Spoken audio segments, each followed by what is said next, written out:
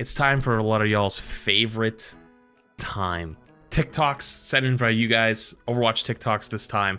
If you enjoy this content though, and you enjoy me looking at fun TikToks, stupid TikToks, whatever cool stuff that you guys end up sending in, yeah, it's completely supplied by you guys. So if you guys see cool stuff, throw them in my Discord. Mods will grab them. If they're not gonna get me banned or DMCA, they'll put it in a channel for me to come watch later. So yeah, if you want to see more of it, you know how to get more of it. The Season 12 balance update just dropped today, and here are my predictions for how the meta might change. Disclaimer. Oh, it's predictions. I was gonna say, uh-oh. It's still the first day, so it's too early to tell for sure, but here are some of my educated guesses. Now let's start with the outlier, Lucio. I think on most maps, Lucio will still be hard meta. They did put his HP down to 225 from 250, but they made Lucio's still really good. Projectiles do 4 more damage. So not only is his kill threat when diving much higher, but also his peel for his backline is much higher because he can duel flankers a lot better. And now I call him the outlier because I don't think anybody else will really be hard meta. Now that is the part that might come back to bite me, but with the D.Va nerfs and not a huge buff to any other tank, maybe outside of Zarya, I don't see any one tank standing out as the clear winner. So overall, I think that there will actually be a lot of options for different team guess comps. that's now fair. that could all be shattered if the Sojourn and Mercy buffs are really, as good as I but think yeah. they might be. With Mercy's healing just going died. up from 55 to 60, and her damage boost going from 25% to... Which, by the way, sorry, small tangent side rant. I don't open Twitter like at all anymore, but I open it like once a week. And I happened to catch today a screenshot of a tweet of somebody comparing Deadlock to Overwatch. And they were talking about like how Deadlock is so good and like what Overwatch could have been if they just slowed down the game. And I was like, wait, hold on. I was kind of with you for half a second then. What'd you say? Like their thing was like Overwatch is too fast paced and Deadlock is perfect speed. And I was like, oh yes, the famous slow Overwatch metas that everyone loved, like double shield. Ah, yes. Like 30% paired with Sojourn's primary fire. I was like, first off, the games are not the same. There's definitely like mechanical crossover and like gameplay elements I can see, but it's a MOBA, right? But like, dude, I was like, huh? Weapon spread being reduced, and now gaining more energy from critical strikes, Mercy Sojourn might make a return to the meta. And if not Sojourn, then Ashe. Ashe was the best hit scan in the game last Ashe season, is really and good. They did not Yeah, do true. anything to touch her, and they just nerfed D.Va, so she really might be in a good spot. However, other than that, I think there will be a lot of flexibility in the DPS role. Overall, I think the game might feel very flexible to every role, but who knows, we'll see how this... You know what's funny? The devs kind of low-key threw a little on the whole D.Va nerf thing, where they're like, hey, like, you know, we're putting D.Va back to 3-second DM, even though the change didn't really make that much of a difference. And people were like, whoa. Like, I saw some people reactions to it too, and it was like, whoa, hey. You know, like, of course it makes a big difference. That's a major nerf to D.Va, and it is. It actually is, I agree. But D.Va's still probably your best pick, other than maybe Winton. I think it's a little bit of, depending on, in ranked specifically, like which one you're more comfortable on in a lot of ways. D.Va's still really good. So like, they were kind of right, you know, they gotta talk their shit, and they were right. So like, I gotta respect that, you know? Anyways, next. Hey everybody, What in the Oh, it's a Frogger. Dude, I got jump scared for a second. Hey everybody, it is Froggy here. To verify, this is my... Anyways, this is my cat, right? But anyways, so...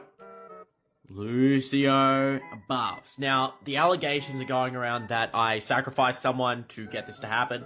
That's true, yeah. Put this in perspective, I didn't do that, okay? Look at this.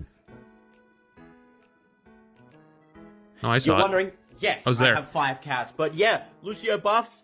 You're all welcome. Wait, Frogger has 5 cats? I had nothing to do with this. No way. Have fun. Don't let any content creator tell you otherwise. This is the worst patch of all time. This is the greatest patch of all time. Don't let any Overwatch creator tell you otherwise, okay? They're wrong and stupid. Wait, I don't like being told what to do. I'm gonna do the opposite. That's about as spot on of a Frogger video as if you were like, hey, I need a quick 42 seconds to see what is Frogger like. This is what I would send you. This is actually, can't say anything else to that. Yep. On Throne of Anubis, there's a wall with a hidden flower patch Amari behind it. Also on this map we can... Wait, what? On Throne of Anubis, there's a wall with a hidden flower patch Amari behind it. Also on this map we can see Temple of Anubis, the old 2CP map, in the distance. Although, if we no-clip over to it, it's obviously very low poly, especially compared to the actual points. Juno's recolors change the pink accents in her hair to different colors. Also, her rare skins are named after planets. You can usually tell when Cassidy is going to appear in an Overwatch trailer because the content warning mentions tobacco and he smokes. And I never knew that. Dude, I'm mind blown. Holy f. Usually tell when Cassidy is going to appear. Also, in this an one's really Overwatch low. trailer because I'm turning up the content warning volume for you. mentions tobacco and he smokes. An alarm sound effect plays whenever you equip either heist skin. When you capture the middle point on. That was meter and drops. And if you haven't seen the emote for this skin, it's f***ing awesome. When you capture the middle point on Throne, a bunch of warnings appear on the monitor about a noobist trying to break containment. Okay, so Bastion has this fire engine skin, and his bird has a fire helmet, right? The colour of that fire helmet will turn gold and jade if you have those variations equipped. Juno has a semi-rare hello voice line. Salutations! Ash's Dorothy skin briefly had a different weapon in the shop banner, which might be a future weapon skin. We know Juno's favourite. Oh! That looks kind of badass. A future weapon skin. We know Juno's favourite animal. So I'm trying to ask everybody this. What is your favorite animal? I would like to encounter a real horse. Yeah, I can see it. This is what my nightmares look like. I can't believe how picture perfect this actually encapsulated my nightmares. Being trapped on the moon on a 2CP map with an Orisa staring at me. That is actually like a picture perfect encapsulation of what my nightmares look like.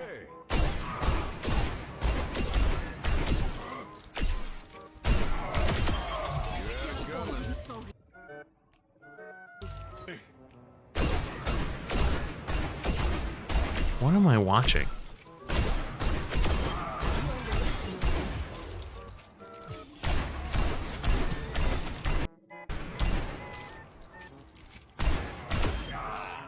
The second one's not really fair because, like, a whole range thing. But at the same time, though, I feel like everyone's joked that the Lari's just a third DPS for, like, the longest time. Not wrong.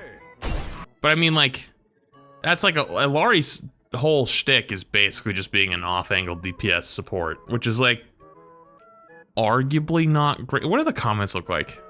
It's almost like one of them is meant to be used at long range and the other isn't. Yeah, I mean, it's not wrong. It's kind of not wrong. Like, there's other things at play. But I mean, like, Alari kind of just is an off-angle DPS support. And that's just, like, the world we live in. Like, the thing is like, she's easily diveable. And, like, the recent nerf was actually kind of big. And also dives really good, so you can kind of overwhelm her super easy.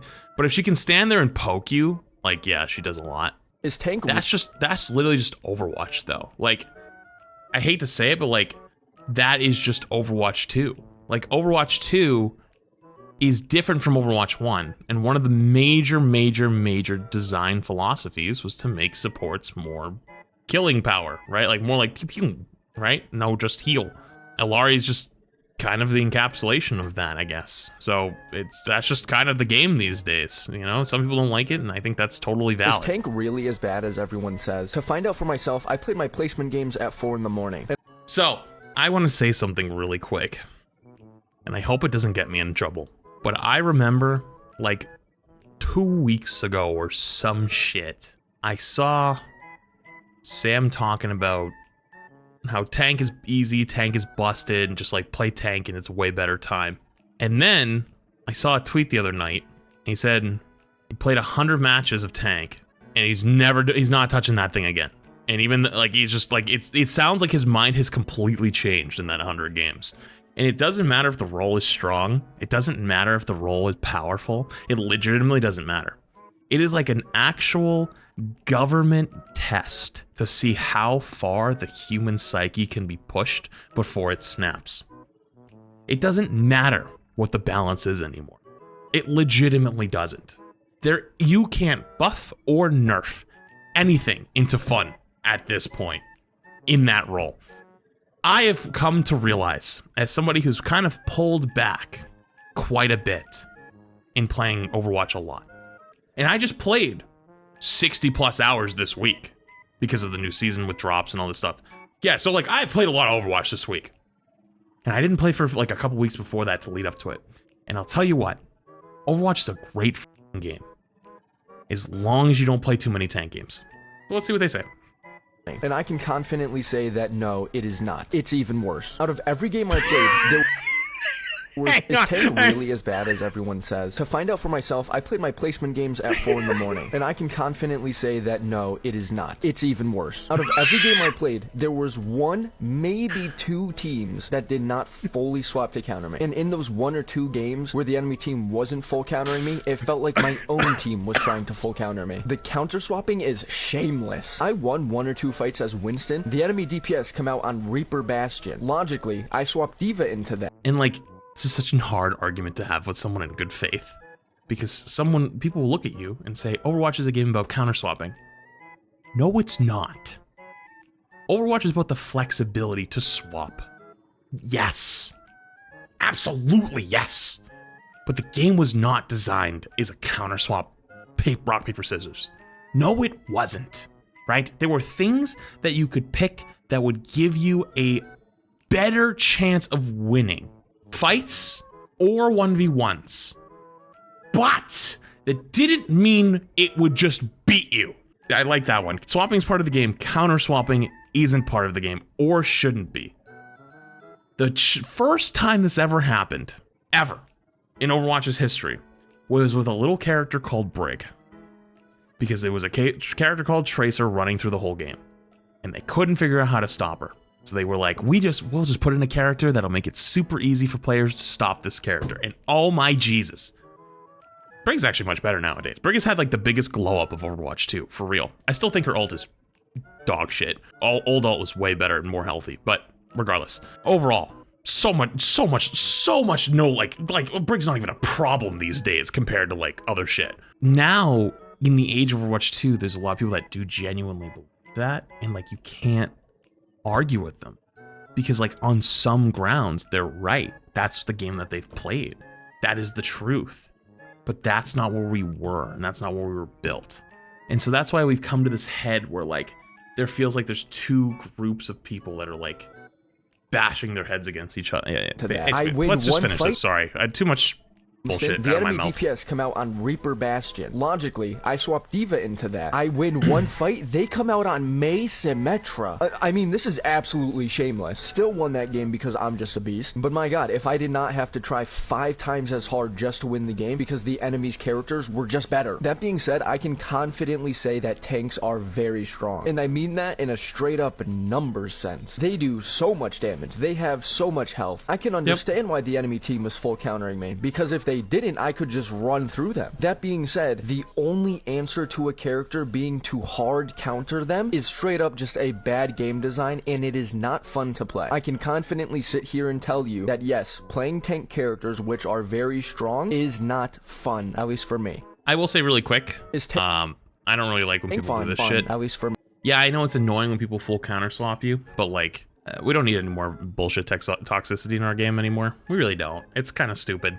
This doesn't solve anything. Like, if you wanna like let's say if you're streaming, if you wanna flex your stream or your friends or whatever, go f*** it. I don't care about that, but it's just like, you know, it's just kind of weird, you know? Like, don't do that.